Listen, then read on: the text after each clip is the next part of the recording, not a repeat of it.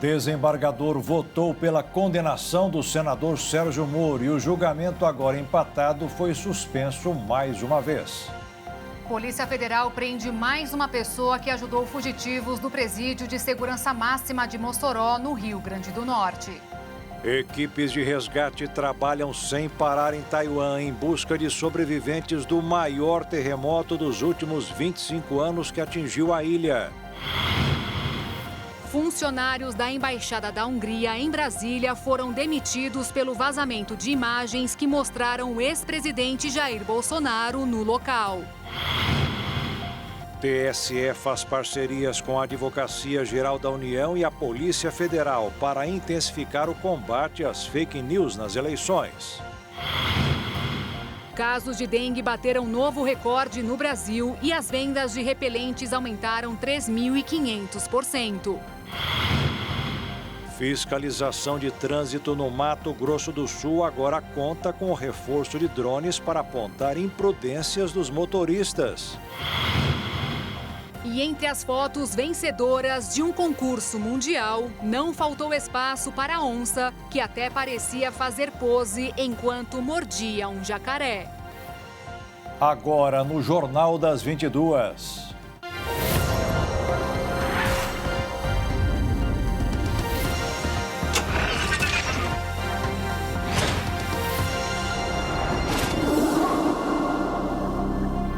Olá, boa noite. Boa noite. As equipes de resgate trabalham sem parar na ilha de Taiwan, que sofreu o pior terremoto dos últimos 25 anos.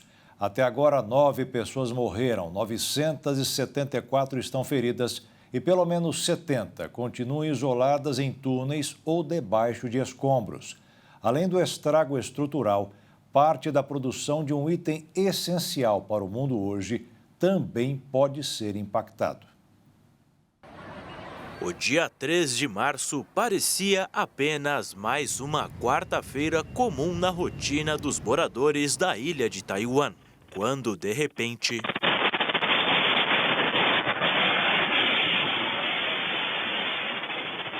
um terremoto de magnitude 7,4 na escala Richter causou um trauma inesperado tanto aos moradores locais quanto às autoridades de Taiwan. Foi o tremor mais forte desde 1999, quando um abalo sísmico provocou a morte de 2.400 pessoas e danificou 50 mil imóveis. E esse tremor não foi o único sentido nesta quarta-feira no país. Após o mais forte, outros tremores também foram registrados na região com menor intensidade, mas o suficiente para derrubar prédios que já estavam com as estruturas abaladas.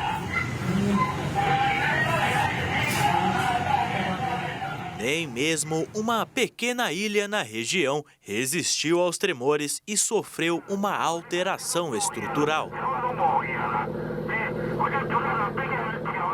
Mesmo após 24 horas do ocorrido, as equipes dos bombeiros e socorristas do país seguem em buscas por mortos ou desaparecidos. Não é raro a ilha ter tantos tremores de terra. A região está localizada em várias falhas ativas que estão associadas às atividades sísmicas. Taiwan fica ao longo do Anel de Fogo do Pacífico, a linha de falhas sísmicas que circunda o Oceano Pacífico, onde ocorre a maioria dos terremotos do mundo. A área é particularmente vulnerável a tremores devido à tensão acumulada pelas interações de duas placas tectônicas, a placa do Mar das Filipinas e a placa da Eurásia, que podem levar a liberações repentinas na forma de terremotos. Embora a magnitude do terremoto que atingiu Taiwan seja considerada alta, ao longo da história recente, terremotos de menor magnitude já causaram estragos maiores. A magnitude influencia a gravidade dos danos, mas não é a única que define os estragos causados por um abalo sísmico. O deslocamento do solo pode criar falhas terrestres, ou seja, grandes buracos no chão que afetarão as construções da região. Mas o principal risco está no efeito do tremor em edifícios e construções na qual as pessoas se encontram. Os prédios podem desabar ou até mesmo afundar no solo após um terremoto, oferecendo perigo para aqueles que estão dentro das construções ou na rua próximas a ela. Os terremotos podem causar inundações ao romper barragens de rios ou até mesmo provocar tsunamis. Tanto que o governo do Japão quanto das Filipinas alertaram a sua população sobre a possibilidade dos países serem atingidos. Essas ondas podem chegar a dezenas de metros e são criadas pela movimentação do solo embaixo do mar. Taiwan é frequentemente abalada por terremotos e a sua população está entre as mais bem preparadas para este tipo de fenômeno. Muitos se perguntam como um dos prédios mais icônicos do país, o Taipei 101, arranha-céu de 508 metros de altura e 101 andares, seguiu de pé. Foi tudo graças a um engenhoso sistema de amortecimento. Suspenso do 92º ao 87º andar está o amortecedor de aço, que pesa 660 toneladas e tem um diâmetro de 5,4 metros no centro do prédio. Cabos mantêm a esfera de aço suspensa, enquanto barras de tensão com bombas hidráulicas garantem que o pêndulo fique preso à base do edifício. O balanço do amortecedor, contrário ao movimento provocado pelo terremoto, neutraliza balanços extremos que poderiam prejudicar a estrutura do arranha-céu. Ou seja, se o prédio mover em uma direção, o amortecedor faz o mesmo movimento na direção oposta para estabilizar e eliminar qualquer vibração. Mas mesmo com tanta tecnologia, aparentemente o abalo atingiu um outro ponto importante de Taiwan, o comércio de semicondutores avançados. Como principal produtora dos semicondutores, Taiwan é de extrema importância para a economia global.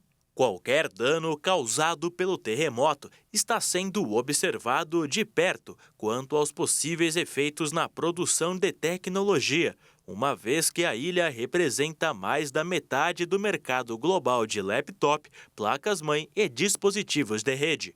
Analistas destacam que alguns chips de ponta precisam de operações ininterruptas 24 horas por dia, 7 dias por semana. Assim, a interrupção das operações nas áreas industriais no norte de Taiwan pode significar que alguns chips em produção podem ter sido danificados. A principal empresa do país nesse ramo ainda está avaliando o impacto do abalo sísmico. Com as mudanças climáticas cada vez mais intensas e a ação do homem degradando o planeta, é bem provável que situações de terremotos como esse em Taiwan possam ocorrer com mais intensidade e frequência em outras partes do mundo. Quando o trânsito aumenta, principalmente nas capitais brasileiras, os motoristas costumam ficar irritados e os policiais nem sempre dão conta da fiscalização. Mas agora em Campo Grande, no Mato Grosso do Sul, eles estão contando com uma ajuda que vem lá do alto.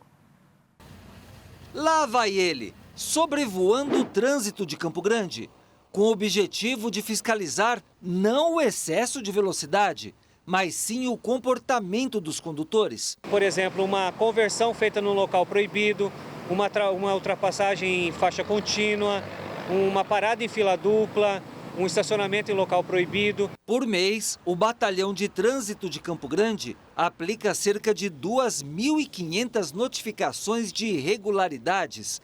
Agora, com o drone, este número pode aumentar, porque dá para ver na tela o que o olho humano não alcança. Nós estamos no cruzamento da Avenida Afonso Pena com a Rui Barbosa, mas neste momento o capitão está monitorando o trânsito a 1 quadra daqui, da Afonso Pena com a 13 de maio.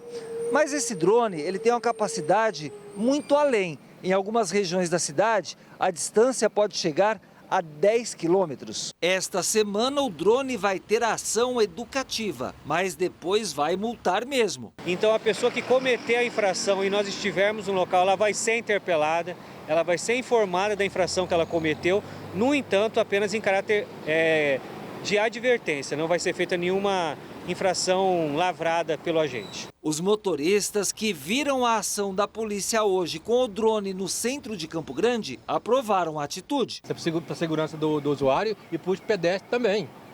Isso tudo é válido, é segurança. Eu acho que o trânsito tem que ser monitorado por isso, monitorado por radar, por tudo, porque isso aí é uma segurança para nós.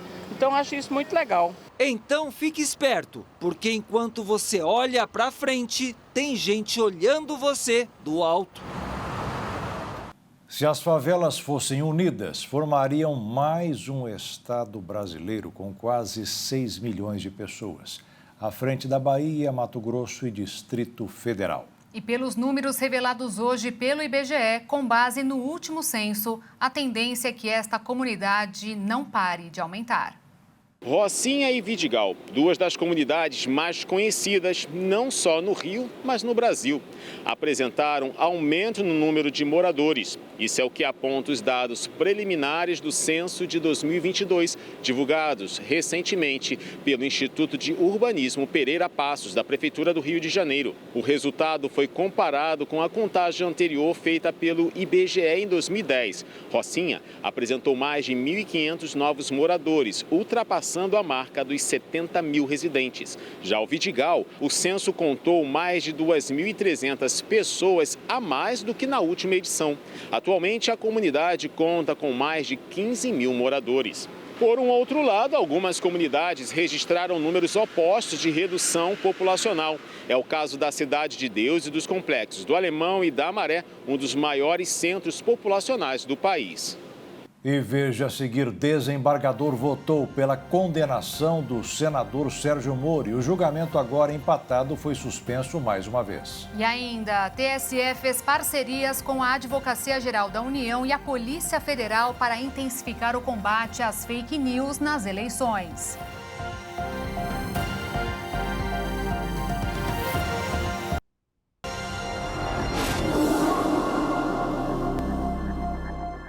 O Tribunal Superior Eleitoral fez hoje um acordo de parceria com a Polícia Federal e a Advocacia Geral da União. O objetivo será unirem forças para combater as fake news nas eleições deste ano. A assinatura do acordo de cooperação entre a Polícia Federal, a Advocacia Geral da União e o Tribunal Superior Eleitoral foi realizada nesta quarta-feira. Esses órgãos agora vão atuar diretamente, junto com a Corte Eleitoral, no Centro Integrado de Enfrentamento à Desinformação e Defesa da Democracia, o CIED, para combater desinformação e discursos de ódio discriminatórios e antidemocráticos no ambiente eleitoral. Nos próximos dias, o Tribunal Superior Eleitoral vai convocar os responsáveis pelas plataformas digitais para formalizar um protocolo de ação para combater a disseminação de notícias e conteúdos falsos. Desta vez, além de enfrentar materiais de desinformação produzidos por pessoas mal intencionadas, os agentes públicos que participam do Centro Integrado de Combate à Desinformação deverão atuar também contra conteúdo falso produzido por inteligência artificial, como os deepfakes. O presidente do TSE, ministro Alexandre de Moraes, afirma que combater esses materiais mentirosos protege o cidadão e a democracia e que a entrada da Advocacia Geral da União e da Polícia Federal no CIED garante ainda mais robustez a este trabalho. O combate à desinformação nas eleições nada mais é do que a defesa da liberdade do eleitor no momento do voto. O eleitor não pode ser bombardeado por notícias fraudulentas, por deepfakes. O eleitor, a eleitora, não pode ser enganado, induzido por notícias falsas. É dever É uma obrigação constitucional da Justiça Eleitoral, desse Tribunal Superior Eleitoral e dos 27 tribunais regionais eleitorais. É nosso dever constitucional garantir ao eleitor a liberdade na hora da escolha, que ele tenha acesso a todas as informações possíveis, a todas as informações verdadeiras, que ele possa analisar de A a Z com absoluta tranquilidade para, na hora do voto, ele ter certeza em quem votou. O que não é possível é que as redes sociais sejam instrumentalizadas, sejam capturadas para realizar uma verdadeira lavagem cerebral do mal nos eleitores e nas eleitoras. E é isso que o nosso Centro Integrado pretende prevenir. É um órgão eminentemente de prevenção, para evitar que haja necessidade da repressão. É um órgão eminentemente de prevenção. E esse é o ambiente que nos permitirá, ministro, atuar com integração, com parcerias, e esse é o único caminho para que possamos fazer frente a esse grande mal atual, que é a desinformação, que é a mentira como forma de notícia, com objetivos dos mais diversos possíveis, menos o interesse público e menos a defesa da nossa democracia. A democracia, como todos nós sabemos, é o nosso princípio continente, sem o qual não existe o Estado de Direito. E hoje nós não podemos falar de defesa da democracia sem combate à desinformação. A desinformação, ou o que eu tenho chamado de desordem informacional, é uma forma de corrupção do processo eleitoral. É uma forma de corrupção do processo democrático, porque tira do eleitor as condições necessárias para exercer com liberdade o seu direito ao voto, que é um direito sagrado previsto na nossa Constituição. Lamentavelmente, nós temos visto no Brasil e no mundo a ascensão desta ferramenta, e nós sabemos exatamente quem opera esta máquina, que é uma máquina de desinformação, mas também é uma máquina de ódio, programada para dividir as famílias, para dividir a sociedade brasileira com interesses eleitorais. E isto não é desinteressado e também não é ingênuo. É uma ação monetizada, profissional e extremamente sofisticada. Para combater esta iniciativa, o Estado brasileiro também precisa se profissionalizar e ter estruturas de inteligência integradas e também bem equipadas. O desembargador José Rodrigo Sade votou a favor de cassar o mandato do senador Sérgio Moro durante julgamento no Tribunal Regional Eleitoral do Paraná, nesta quarta-feira. Agora o placar está 1-1. O voto do desembargador foi diferente do relator, que decidiu rejeitar o pedido da cassação. Para dar seu voto, Sade disse que a pré-campanha de Sérgio Moro à presidência o beneficiou quando ele mudou de disputar para concorrer uma vaga no Senado do Paraná. O desembargador também falou que os gastos feitos em todo o período da pré-campanha de Moro foi muito superior aos dos seus concorrentes no Paraná, o que para ele causou um desequilíbrio na disputa. Segundo o desembargador, a maior parte dos valores foram usados para pagar seguranças, transporte e comunicação. Sade ocupa a cadeira destinada aos advogados do TRE. Ele chegou ao tribunal por nomeação do presidente Lula, a partir de uma lista tríplice aprovada pelo Tribunal de Justiça do Paraná. No término do seu voto, a desembargadora Cláudia Cristina pediu vista. Por esse motivo, a sessão será retomada na próxima segunda-feira. Além de Cláudia Cristina, ainda faltam os votos de Jacob Júnior, Anderson Ricardo Fogaça, Guilherme Frederico Hernandes Dens e Sigurd Roberto Bengtson. Sérgio Moro é julgado por ter gastado demais durante sua candidatura ao Senado do Paraná, justamente por estar em pré-campanha à presidência da República entre o final de 2021 e o começo de 2022. Em caso de condenação, o mandato de Moro será cassado e ele ficará inelegível por 8 anos. Com esse desfecho, a Justiça Eleitoral teria que convocar uma eleição suplementar para escolher um novo senador paranaense. A produção da indústria brasileira fechou o mês de fevereiro em queda de 0,3%. Foi a segunda baixa consecutiva. Mas quando a comparação é feita com o mesmo mês do ano passado, o IBGE informou que houve uma alta de 5%. Das 25 atividades pesquisadas, 10 apresentaram baixa, com destaque para a indústria química e extrativa, o que inclui petróleo. Na outra ponta de alta, ficou a produção de automóveis, papel e celulose. A maior produção foi correspondida na outra ponta. A venda de veículos novos aumentou quase 14% em março. Muitas pessoas sonham em ter um carro novo, não é verdade? E a queda da taxa de juros tem ajudado muita gente a tornar esse sonho realidade. Só no mês de março, 187 mil veículos 0 quilômetros foram vendidos no Brasil. É o que mostra um levantamento feito pela Fenabrave, que é a Associação dos Distribuidores. Esse número representa um crescimento de 13% em relação às vendas no mês de fevereiro. E é baseado nos emplacamentos que foram feitos no Brasil. E o motivo foi a queda na taxa de juros, segundo os especialistas, já que nos primeiros meses desse ano, mais de 1 milhão de financiamentos foram feitos no Brasil. E esse número inclui também os carros usados. E essa alta nas vendas deve continuar ao longo do ano. A previsão do setor é de um crescimento de 12% em 2024.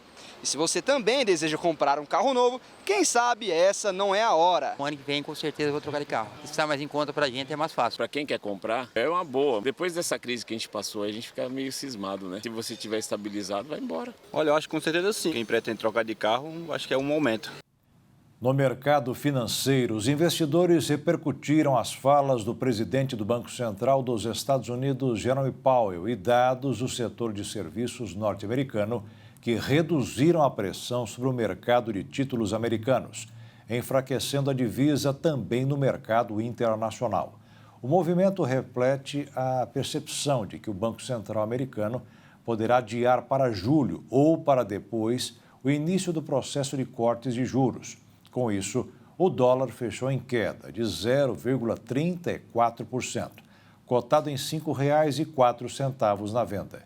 E a Bolsa de Valores também fechou em queda de 0,18%, aos 127.318 pontos. O Ministério das Comunicações anunciou a TV 3.0, a evolução do sistema de transmissão que dará um nível maior em qualidade de imagem, som, conectividade e interação.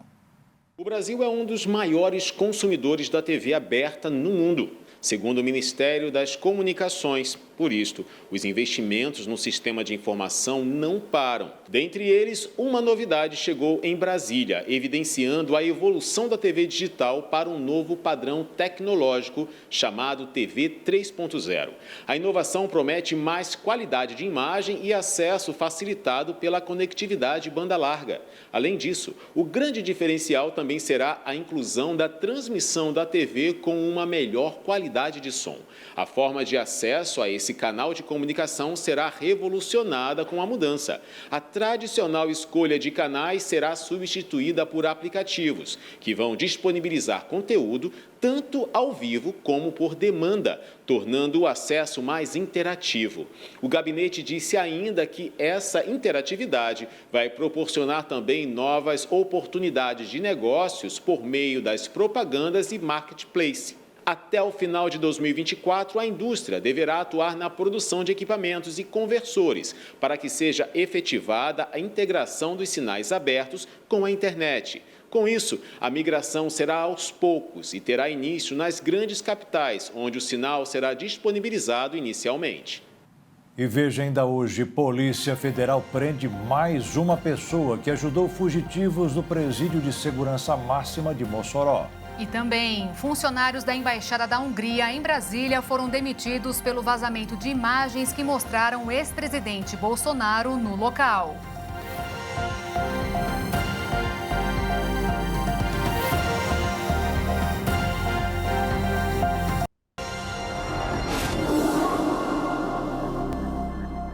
A Embaixada da Hungria demitiu funcionários que estariam envolvidos no vazamento de um vídeo interno que mostra o ex-presidente Bolsonaro dentro da embaixada. Um assunto que continua gerando polêmica. 2 funcionários brasileiros da Embaixada da Hungria foram demitidos depois do vazamento de um vídeo que mostra o ex-presidente Jair Bolsonaro nas dependências da embaixada. Em fevereiro, depois de ter sido alvo de busca e apreensão, Bolsonaro passou 2 noites na Embaixada da Hungria. O ex-presidente é investigado por supostamente ter participado do planejamento de um golpe de Estado. Ele teve o passaporte apreendido e está impedido de deixar o Brasil. Por isso, essa estadia na embaixada está sendo questionada por alguns parlamentares da base do governo e investigada pela Polícia Federal. Ocorre que o território da embaixada não pode ser alcançado pelas autoridades brasileiras. Deste modo, caso houvesse um mandado de prisão contra Bolsonaro, o ex-presidente não poderia ser preso no local. A Polícia Federal investiga câmeras de segurança do entorno da embaixada para saber se mais alguém estava com Bolsonaro naquele período. O ex-presidente Jair Bolsonaro e o embaixador já declararam que a estadia do ex-presidente na Embaixada da Noruega foi amigável e não tratou de asilo político. O ex-presidente teria sido convidado pelo embaixador para conversar sobre política, o que não configura qualquer tipo de ilicitude. O Tribunal de Justiça de São Paulo determinou hoje que o filho caçula do presidente Luiz Inácio Lula da Silva saia do apartamento onde mora com a médica Natália Schincariol. Luiz Cláudio Lula da Silva ainda mora com ela, apesar de estarem separados. Ele também foi proibido de se aproximar a menos de 200 metros, nem manter contato com a ex. A médica acusou Luiz Cláudio de violência doméstica com agressões físicas e verbais e explicou que só não fez a denúncia antes porque era ameaçada, com o argumento de que o pai iria protegê-lo. A defesa do filho de Lula alega que é tudo mentira e de Mônica informou que espera a justiça. A Polícia Federal divulgou hoje a prisão do 8º suspeito de ajudar os 2 homens que escaparam do presídio de segurança máxima de Mossoró, no Rio Grande do Norte, no último dia 14 de fevereiro. O rapaz de 25 anos, que faz parte de uma organização criminosa, foi capturado em uma pousada de Fortaleza, no Ceará, a 250 quilômetros da penitenciária de onde eles saíram. Por isso, a principal suspeita agora é que os fugitivos Davidson Nascimento e Rogério Mendonça estejam bem longe do local apontado como segurança máxima. O ex-presidente da Federação Espanhola de Futebol, Luís Rubiales, foi detido no aeroporto de Barraras, em Madrid, quando chegou à Espanha de uma viagem por suspeitas de corrupção. Rubiales foi levado para prestar depoimento e logo em seguida foi liberado para aguardar o desfecho do processo em liberdade. Nos últimos dias, a Justiça Espanhola emitiu um mandado de busca e apreensão em residências do ex-presidente e na sede da Federação Espanhola de Futebol para investigar um acordo comercial feito durante sua gestão para que a Supercopa da Espanha, um dos principais campeonatos de futebol do país, ocorresse na Arábia Saudita. Neste processo, Rubiales é investigado por corrupção e lavagem de dinheiro.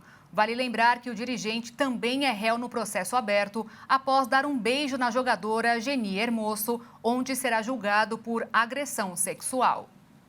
O Ministério da Defesa da Rússia indicou uma alta significativa dos recrutamentos desde o atentado contra uma casa de shows nos arredores de Moscou, que deixou 144 mortos em 22 de março. Mais de 16 mil cidadãos assinaram contratos militares desde então, segundo dados da pasta. O grupo jihadista Estado Islâmico reivindicou a autoria do ataque mais mortal na Rússia nas últimas 2 décadas. Mas autoridades do país, especialmente o presidente Vladimir Putin, insistem em vincular o massacre ao governo ucraniano, que nega qualquer participação. Ainda segundo o Ministério da Defesa da Rússia, os novos recrutas indicaram que a principal motivação para assinar o contrato é o desejo de vingar as vítimas da tragédia ocorrida no Crocus City Hall. O ministro da Defesa russo, Sergei Shoigu, estabeleceu no fim de dezembro o objetivo de aumentar o número de militares com contrato em 745 mil pessoas até o final de 2024, para atingir o total de 1,5 milhão de soldados. A Câmara dos Deputados aprovou em caráter conclusivo um projeto contra o meio ambiente, desta vez reduzindo a proteção legal aos biomas brasileiros, como a Mata Atlântica, o Cerrado e o Pantanal. O projeto 364 de 2019, de autoria do deputado Alceu Moreira, do MDB do Rio Grande do Sul, modifica artigos da Lei da Mata Atlântica, mas na prática coloca em risco cerca de 48 milhões de hectares de campos nativos em todo o país, além de quase 15 milhões de hectares na Amazônia. O projeto foi originalmente protocolado para resolver uma situação envolvendo produtores gaúchos que pretendiam retirar áreas denominadas de campos de altitude típicos da região do que é considerado território de Mata Atlântica. Contudo, extrapolou o escopo original e se tornou um aterrador projeto contra os biomas brasileiros. A grande polêmica, que gera a preocupação da bancada ambientalista da Câmara dos Deputados, foi a mudança de última hora, atendendo a pressões das organizações financiadoras da Frente Parlamentar da Agropecuária e seus parlamentares, resultando num texto novo, onde colocou imensas porções do Pantanal, Cerrado, Mata Atlântica e Amazônia em áreas agricultáveis, abrindo as portas para a ocupação desenfreada, desmatamento e danos irreparáveis para a biodiversidade destes ambientes. De maneira quase escancarada, esse projeto de lei representa um dos maiores retrocessos na legislação ambiental dos últimos anos. Vale lembrar que o Brasil está às vésperas de sediar a COP30, a Conferência das Nações Unidas sobre as Mudanças Climáticas, e esse parece ser um duro golpe contra a sustentabilidade e, principalmente, evitar que o desmatamento avance cada vez mais no território nacional. Um estudo publicado pelo jornal britânico The Guardian revelou que as mudanças climáticas afetam o cérebro humano de forma devastadora, podendo causar depressão, ansiedade e até mesmo Alzheimer. Os neurocientistas cognitivos responsáveis pelo estudo mapearam as rotas pelas quais o calor extremo e o aumento dos níveis de dióxido de carbono prejudicam a tomada de decisão do ser humano. A conclusão foi que essa combinação diminui a capacidade de resolução de problemas e prejudica a capacidade de aprendizado. E essa não é a primeira vez que cientistas avaliam os efeitos do clima quente no cérebro. 7 anos atrás, nos Estados Unidos, pesquisadores de Harvard mostraram que estudantes universitários que moravam em dormitórios sem ar-condicionado demoravam mais para realizar testes cognitivos do que aqueles que moravam em lugares com ar. E na China, economistas observaram que os alunos que fizeram testes de matemática em dias acima de 32 graus Celsius tiveram um desempenho menor do que em dias com até 24 graus. E o estudo britânico, publicado agora, vai além. Mostra que a crise climática, com um aumento de apenas 1 grau centígrado, pode ativar uma série de vias bioquímicas associadas a doenças neurodegenerativas, como Parkinson e Alzheimer. Já psicólogos afirmam que a temperatura cada vez mais elevada pode levar a aumentos repentinos de tudo, desde discursos de ódio na internet até violência doméstica. Com base em depoimentos de médicos no território de Gaza, governado pelo Hamas, a Organização Mundial da Saúde informou que a mortalidade neonatal está em forte aumento. Vários médicos, particularmente nas maternidades, relatam um aumento acentuado no número de crianças que nascem com pouco peso e que simplesmente não sobrevivem ao período neonatal porque nasceram muito pequenas. No entanto, a OMS não consegue produzir estatísticas precisas devido à devastação no território palestino, após 6 meses de guerra entre Israel e o movimento islamista palestino Hamas. Sobre o Hospital Al-Shifa, o maior da faixa de Gaza, e que esteve sob intensa operação do exército israelense desde meados de março, a porta-voz disse que sua recente destruição significava arrancar o coração do sistema de saúde. Níveis terríveis de violência continuam a ocorrer em Gaza, e vimos que o Hospital Al-Shifa está agora em ruínas. O diretor nos disse que o Hospital Al-Shifa não existe mais. não pode mais funcionar de forma alguma como um hospital. Ao lançar sua operação no Al-Shifa, Israel alegou que o centro médico era esconderijo para combatentes de alto escalão do Hamas. Uma boa alimentação de uma criança sempre apresentou resultados positivos, tanto que um estudo divulgado pela Fiocruz revelou até que elas ficaram um pouco mais altas com os programas de vários governos que engordaram a cesta básica das famílias. E aí está o lado B desta balança. Com alguns excessos, elas também ficaram mais obesas. A pesquisa analisou mais de 5 milhões de crianças e comparou bebês que nasceram em 2001 com os que nasceram em 2014. E o resultado mostrou que os recém-nascidos de 2014 tinham 1 centímetro a mais de altura e 600 gramas de peso. O estudo ainda conclui que esse crescimento começou a ser verificado nas crianças que nasceram em 2008. E o motivo seria as ações contra a desnutrição infantil realizadas no país. Mas, por outro lado, surgiu um novo problema. A pesquisa também registra que o número de crianças obesas também cresceu. E isso tem sido visto mais entre os meninos do que entre as meninas. E nós ouvimos um especialista sobre o assunto. O controle das doenças infecciosas acabou proporcionando uma altura maior das crianças, porque antigamente as pessoas tinham cachumba, sarampo, rubéola, catapora, hepatite, ou seja, doenças infecciosas que obrigavam o organismo a lutar contra a infecção, meio que esperando a questão do crescimento. Então, o crescimento, embora seja uma necessidade, acabava aguardando a melhora do processo infeccioso.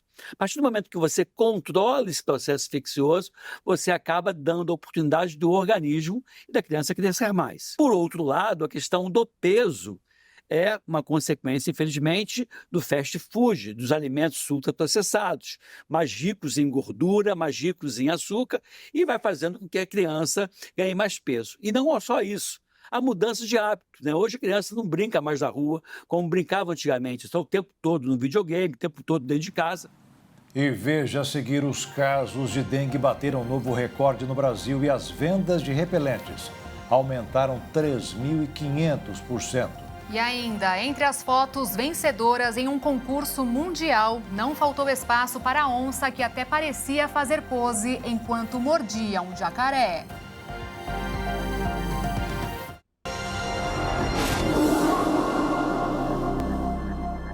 As pessoas agora têm um aplicativo da Organização Mundial da Saúde onde podem fazer consultas sobre vários problemas que estão enfrentando. São esclarecimentos de quem realmente tem todas as pesquisas na ponta da língua ou no chat.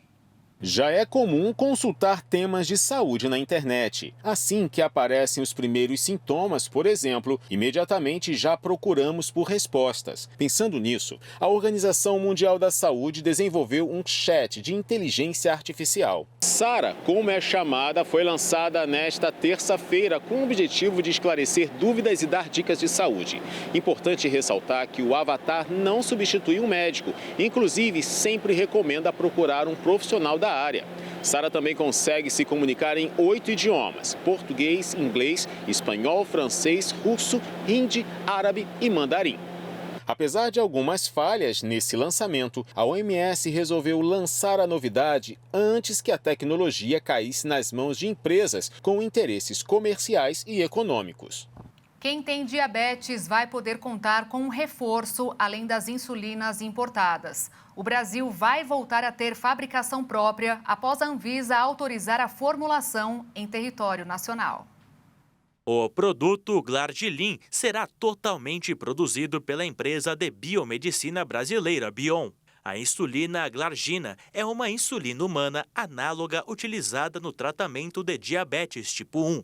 Após injetada no tecido subcutâneo, forma microprecipitados que liberam continuamente a insulina sem formação de pico, com duração de ação prolongada, permitindo uma única administração no dia. Segundo o Atlas do Diabetes da Federação Internacional de Diabetes, atualmente, o Brasil está entre os maiores com incidência de diabetes no mundo, com quase 16 milhões de pacientes adultos. O produto já estava registrado, mas com fabricação exclusiva na China. A medida permite que a empresa realize etapas de formulação e envase do produto terminado em território nacional, na fábrica da empresa em Nova Lima, em Minas Gerais. A nova fábrica, que recebeu investimento de R$ 800 milhões, tem capacidade para produzir 20 milhões de unidades de cápsulas e canetas do medicamento por ano. O Brasil já teve fabricação própria de insulinas, porém, nos últimos anos, somente estiveram disponíveis produtos importados. Dessa forma, esse retorno da produção se tornará um marco importante para o país, considerando o retorno da produção nacional de insulinas. Por mais que nessa fase seja apenas para as etapas de formulação e envase, pode ser o primeiro passo para que, futuramente, novas produtoras possam ser regulamentadas em solo nacional e a insulina fique ainda mais acessível para a população. Março bateu recorde de número de mortes causadas pela dengue. O Ministério da Saúde informou hoje que foram registrados 665 óbitos, o que dá uma média de 20 por dia. É o maior número para o terceiro mês do ano desde 2000, quando os casos começaram a ser contados. Segundo a ministra da Saúde, Nízia Andrade, as oscilações de temperatura e a circulação de novos sorotipos da doença explicam o aumento. E tudo isso tem assustado o mundo todo, né, Beatriz? Nós, brasileiros, principalmente na Argentina, paraguaios. E, apesar disso, olha só, o avanço da dengue e as ondas de calor, apesar da chegada do outono, vem provocando um fenômeno: a escassez dos repelentes nas prateleiras. E não só nas farmácias, viu, Jaqueto? Nas farmácias físicas não tem, e nos e-commerces do varejo farmacêutico o item também vem sofrendo baixas. Essa é uma observação da plataforma Consulta Remédios, que hoje é o segundo maior marketplace do setor, com mais de 3.000 farmácias cadastradas no Brasil e que recentemente viu seus parceiros zerarem os estoques. No levantamento, também foi possível observar uma grande variação nos preços, que vão de R$ 17 a R$ 75. E pesquisar é a palavra-chave, pois, segundo a farmacêutica, é preciso estar atento a muitos pontos na hora de escolher produtos que sejam realmente eficazes na prevenção das doenças transmitidas pelo Aedes aegypti. O levantamento realizado pela CR constatou ainda que entre os estados que mais compraram repelentes estão os do Sudeste, que concentraram cerca de 81% das vendas, seguidos pelos estados do Sul com 15%, Centro-Oeste 2% e o Nordeste concentraram 1% das vendas, enquanto os estados do Norte representam apenas 0,1% das vendas do item pela plataforma. Também foi possível observar no levantamento uma grande procura por repelentes voltados ao público infantil. O recomendado é que sejam utilizados produtos específicos para essa faixa etária, pois são repelentes que já possuem princípios ativos que não são prejudiciais à pele das crianças e não provocam reações, uma vez que a pele dos pequenos é sempre mais sensível. Vale ainda alertar que o uso de repelentes em bebês menores de 6 meses são contraindicados. Neste caso, o indicado é utilizar telas nas janelas e mosquiteiros para proteger os pequenos. A artrose é uma complicação reumatoide e, como sua principal causa é o envelhecimento, a prevenção fica um pouco difícil. Existem cuidados que podemos ter para evitar problemas mais graves da doença. Quando se fala em artrose, a manutenção do peso ideal é sempre apontada como a principal forma de prevenção. Mantendo o peso estipulado para a sua altura, por exemplo, você não estará sobrecarregando as articulações, principalmente as do joelho, do tornozelo e dos pés. Além de que evitar o sobrepeso faz bem para outros órgãos do corpo. É importante lembrar de realizar atividades físicas regularmente, que ajuda na manutenção da saúde. O sedentarismo não é bom, mas também o exercício deve ser na medida certa. De nada adianta exagerar e jogar futebol todas as noites, por exemplo, ou estar fora do peso e decidir correr 2 horas por dia rapidamente. É preciso realizar atividades físicas com moderação para não sobrecarregar as articulações com esforços repetitivos. Buscar um profissional para ter uma orientação adequada é importante para realizar as atividades na dose certa. O diagnóstico de qualquer doença sempre deve ser feito por um médico. No caso de suspeita de artrose, o ideal é consultar um ortopedista ou um reumatologista. Estar preparado para a consulta é fundamental. O médico vai fazer uma série de questionamentos e quanto mais respostas você souber, mais preciso será o diagnóstico. Por isso, forneça informações detalhadas dos seus sintomas, onde se localiza a dor, como é a dor, quanto tempo de duração, em qual horário aparece mais. Se necessário, anote os sintomas e as características para poder repassá-los com precisão para o médico. Assim, a vida ficará mais fácil para você viver, realizar as suas atividades do dia a dia e sem dores. O scanner de ressonância magnética mais potente do mundo conseguiu escanear o cérebro com um nível de precisão jamais visto por um grupo de cientistas franceses. Pesquisadores da Comissão de Energia Atômica francesa utilizaram pela primeira vez a máquina para escanear uma abóbora em 2021. Recentemente, as autoridades sanitárias deram sinal verde para escanear humanos. Nos últimos meses, cerca de 20 voluntários saudáveis se ofereceram para que seus cérebros fossem escaneados em Saclay, subúrbio ao sul de Paris. O campo magnético criado pelo scanner é de 11,7 teslas, uma unidade de medida nomeada em homenagem ao inventor Nikola Tesla. Essa potência permite que a máquina escaneie imagens 10 vezes mais precisas que o scanner de ressonância magnética normalmente utilizados em hospitais, cuja potência geralmente não supera os 3 teslas. Em uma tela de computador foram comparadas imagens tiradas por esse poderoso scanner apelidado de InCelt com as de um IRM normal. A máquina consiste em um cilindro que mede 5 metros de largura e 5 de altura, dentro do qual há um ímã de 132 toneladas alimentado por uma bobina de 1.500 amperes. A entrada é de 90 centímetros de largura, através da qual o paciente desliza. O design é o resultado de 2 décadas de pesquisa de uma parceria entre engenheiros franceses e alemães.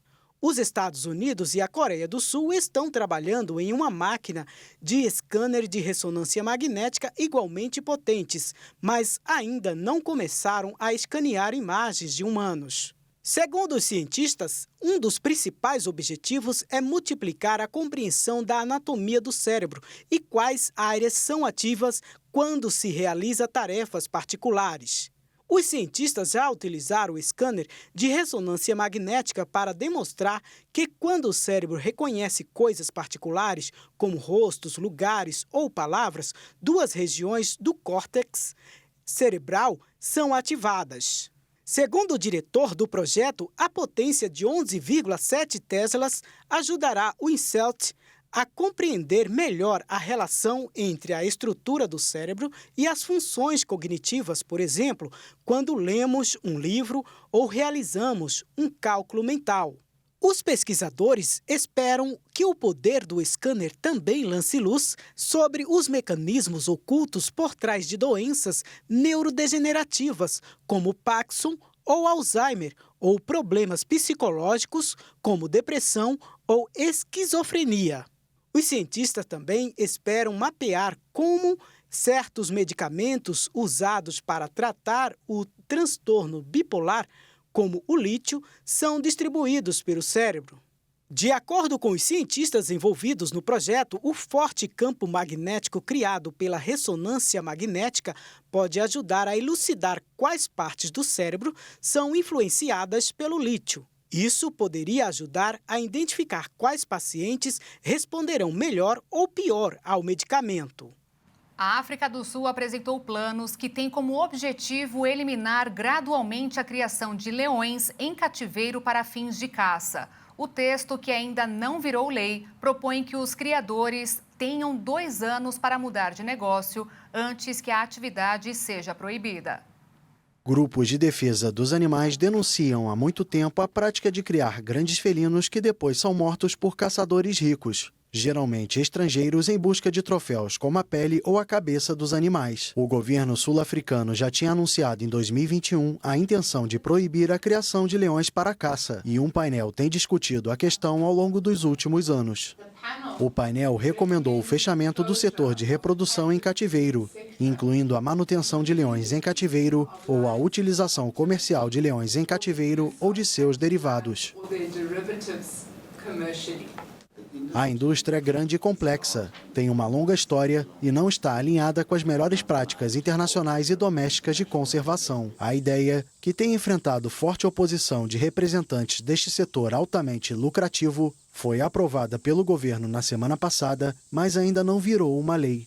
De acordo com o texto, os criadores terão 2 anos para se retirarem voluntariamente do setor e mudarem o seu modelo de negócio antes que a proibição entre em vigor. A mudança ocorre no momento em que a caça enfrenta uma oposição cada vez maior em países como Estados Unidos e Austrália. Ativistas afirmam que entre 8 mil e 12 mil leões são mantidos em cerca de 350 cativeiros em toda a África do Sul. Já o número de leões selvagens totaliza apenas cerca de 3.500, segundo a ONG Endangered Wildlife Trust.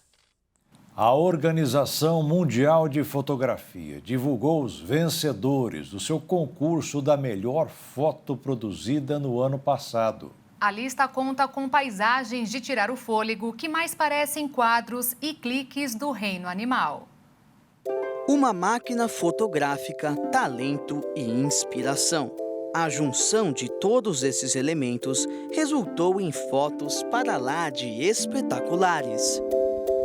A primeira foto da lista mostra uma onça olhando fixamente para as lentes do fotógrafo Ian Ford, do Reino Unido, enquanto morde um jacaré às margens do rio Pantanal. A outra foto leva a todos que a veem para uma viagem até a ilha de Skye, na Escócia.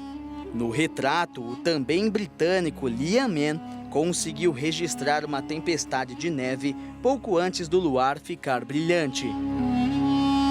Já essa outra foto do fotógrafo Kian Het valoriza o trabalho dos pescadores asiáticos no Lago Inle, em Mianmar.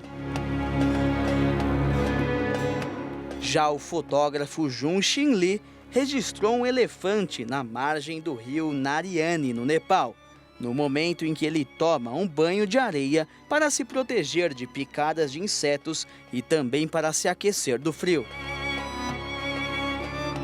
Já Davut Van fez um clique mostrando competidores durante um festival de água no Camboja.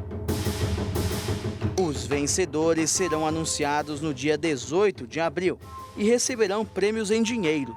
Além disso, todos os ganhadores terão seus trabalhos exibidos em Londres, no Reino Unido, e em outras cidades, além de publicados em livros. E o Jornal das 22 termina aqui. Obrigada pela sua companhia, um ótimo fim de noite para você e até amanhã. Boa noite, fique na paz. Tchau.